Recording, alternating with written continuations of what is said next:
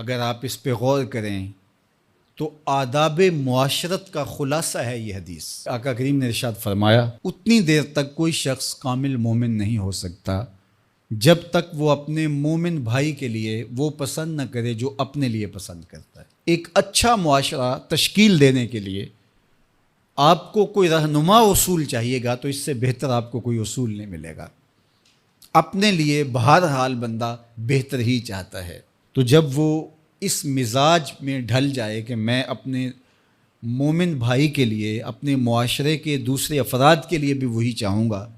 تو پھر مجھے بتاؤ کہ معاشرے کے اندر پھیلتی ہوئی روحانی بیماریاں،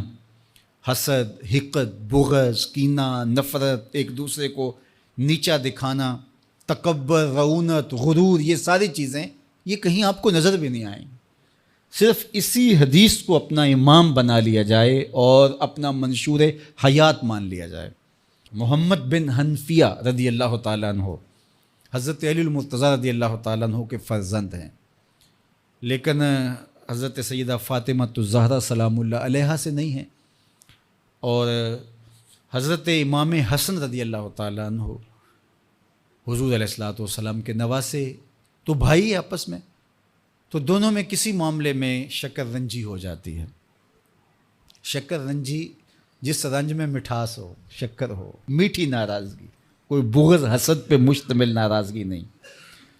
تو حضرت محمد بن حنفیہ ایک دن بیٹھے تو سوچا کہ وہ میرے عمر میں بھی بڑے بھائی ہیں، اور پھر دوسری بات یہ ہے کہ وہ رسول خدا کی بیٹی کے بیٹے ہیں، ان کا یہ اعزاز ہے، بہرحال مجھے تو یہ اعزاز نہیں ہے، پھر جوانان جنت کے سردار بھی ہیں، تو میں ان سے ناراض ہوں، وہ میرے سے ناراض ہیں، تو بات بھی کوئی اتنی خاص نہیں، تو اب دن بھی 3 گزر رہے ہیں، چلو میں ان کو راضی کر لیتا ہوں۔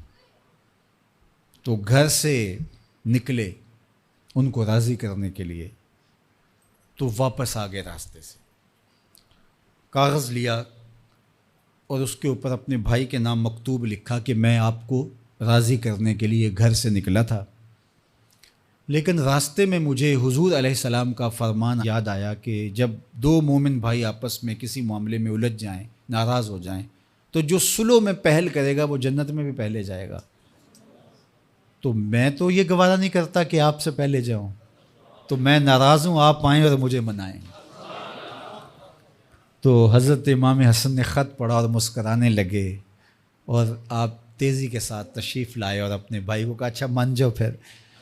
تو وہ مننے کے لیے تو پہلے ہی تیار تھے نا۔ تو جب آپ اپنے مومن بھائی کے لیے وہ پسند کریں گے جو اپنے لیے پسند کرتے ہیں، تو پھر زندگی گزارنے کا مزہ آنے لگے گا۔ نفس روکتا ہے یہ چیز میرے پاس ہے اس کے پاس نہ ہو، یہ اعزاز میرے پاس ہے اس کے پاس نہ ہو، اور اس کی ایک اپنی لذت ہے اور وہ مادی لذت ہے، اور ایک ہے باطن کی، روح کی لذت۔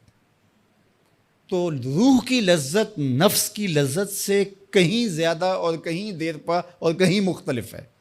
اس لیے جب آپ قربانی دیتے ہیں، ایثار کرتے ہیں یا کسی کو ترجیح دیتے ہیں، تو اس کی جو روحانی لذت ہے، آپ کو بھوک لگی ہوئی ہے، تو آپ کو ایک روٹی مل گئی ہے، تو آپ کو ایک ایسا شخص نظر آیا جو آپ سے بھی زیادہ بھوکا ہے، اور آپ کسی نمائش کے لیے نہیں، محض اللہ کی رضا کے لیے اس کو روٹی دے کر کے دیکھیں، خود بھوک کاٹ کے دیکھیں، وہ مرغن کھانوں میں سرور نہیں آئے گا جو اس بھوک میں لطف آپ کو آئے گا۔ تو حضور علیہ السلام کا یہ فرمان اپنے عمل کا حصہ بنا لیں، اور اپنے بھائیوں سے، جو خونی رشتے سے جڑے ہوئے بھائی ہیں، وہاں سے شروع ہو کر کے پورے معاشرے کے اندر اس کا عملی نفاذ کریں۔ آپ کو اتنا سرور آئے گا اور باطن میں اتنا نور آئے گا،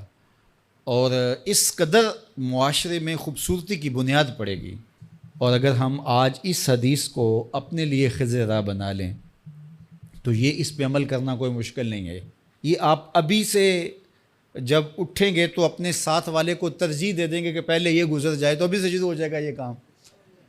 تو یہ آپ گھر میں اپنے بچوں کے ساتھ، اپنی بیوی کے ساتھ، روزمرہ کی زندگی میں جہاں ملازمت کر رہے ہیں، کاروبار کر رہے ہیں، جن دوستوں کے ساتھ کھیل رہے ہیں حتیٰ کہ، تو یہ وہ چیز ہے کہ اس کا آغاز عمل سے پہلے سوچوں سے شروع ہو جاتا ہے۔ کہ آپ کسی کے لیے اچھا سوچنا شروع کر دیں. جو اپنے لیے سوچتے ہیں وہ اپنے بھائی کے لیے بھی سوچیں. ہمارے بزرگ فرمایا کرتے تھے کہ کسی کے ساتھ دوستی کا ایک حق یہ بھی ہے کہ اس کی آخرت کے لیے سوچا جائے کہ یہ میرا دوست ہے تو دنیا میں میرے ساتھ ہے تو حشر میں بھی جنت میں میرے ساتھ ہو.